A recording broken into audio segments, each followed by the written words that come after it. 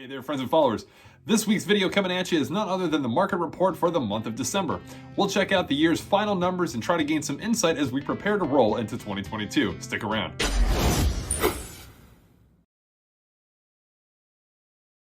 So yes, as always, welcome back. So as we turn the page on yet another year, the question raises, in which direction will the housing market go? Well, predictions have been ever so difficult due to the inconsistent recovery from the pandemic.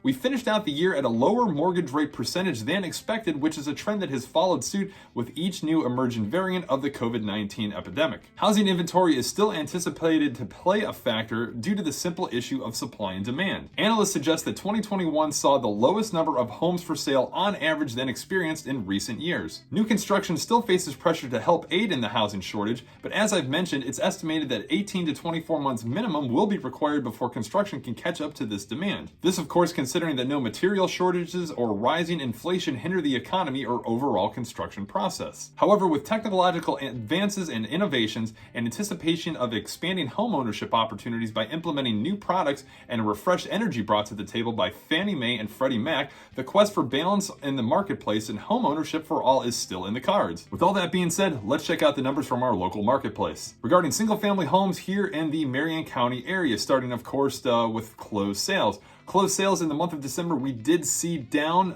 651 closed homes versus that of in November, which was 668. Now, this only being just over 1.5% increase from what we saw in December 2020, which was 641 closed homes. Sales volume, we did see up a bit, $222 million sales volume as a whole versus that of November's $203 million. Average sale price, we did see up quite a bit, coming in at $342,000 average sale price versus November's $305,000. Median time to contract, we did see take an extra day, coming in at 13 days in December versus 12 days in November. Average list price received, big surprise, was still at an even 100% from the transition from November to December. Jumping on over into the inventory side of things, pending homes we did see down slightly, 581 pending homes versus November's 589. New listings we did also see down, only 482 homes coming new to the market versus that of November's 608. And active inventory as a whole we did see down as well, 756 homes total on the market versus November's 871. This, of course, being a 33% decrease, that of which we saw in December 2020, coming in at 1,142 homes active on the market at that time. And lastly, that MSI number, or month supply of inventory, we did see yet take another hit. 1.1 in December versus November's 1.3 month supply of inventory. Now, based off of those numbers alone, you can certainly tell that activity in the month of December was slower and less than what we've seen in comparison to previous months, and slim pickings again in regards to inventory.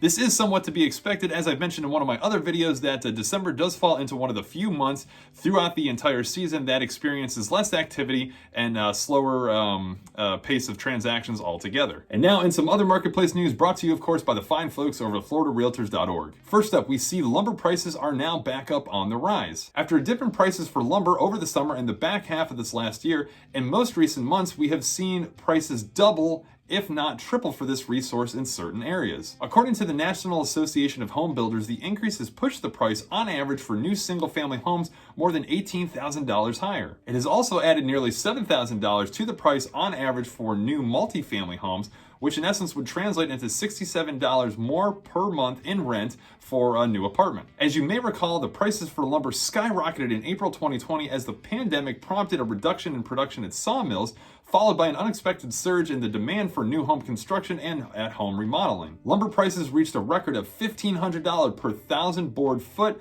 in May of 2021. But yet again, recent challenges have once again hurt the lumber supply. Ongoing supply chain disruptions, increase on tariffs for lumber, and wildfire season in the western United States and the British Columbia. On December 19th, it was recorded that the price for framing lumber was $1,000 per 1,000 board foot, this being a 167% increase over that of which we saw in August. As you may know, lumber facilitates everything in housing construction, from structural framing, sheathing, flooring, interior walls, ceiling finishes, cabinets, doors, garages, fences, and more. Up next, what has happened to all the foreclosures? Well, in 2021, foreclosure filings, default default notices, scheduled auctions, and bank repossessions has hit an all-time low, according to the year-end 2021 foreclosure market report. The percent of U.S. properties in foreclosure has dropped 29% over 2020 and 95% from a peak of nearly 2.9 million back in 2010. It's said to be the smallest number of foreclosures since tracking first began in 2005, and the expected wave of foreclosure opportunities in today's market is simply just not happening. So why is this, you may ask? Well, with rising property values, homeowners now have a record amount of equity in their homes, an estimated $23 trillion worth.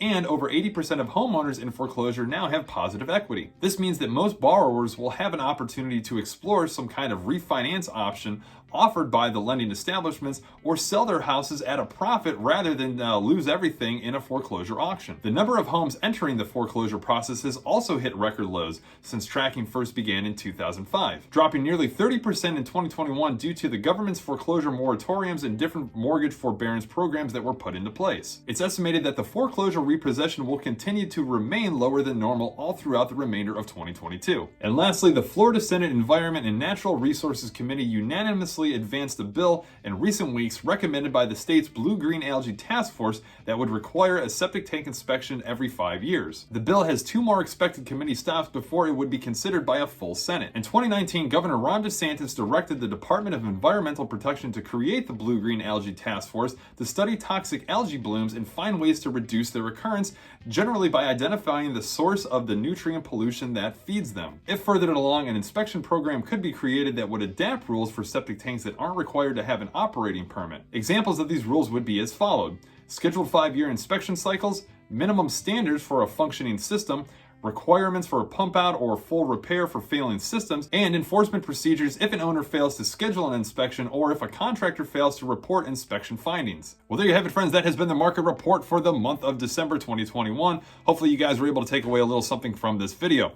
As always, if you have any questions or further comments on any of the information covered, drop a comment below, shoot me off a message as we plow our way into 2022.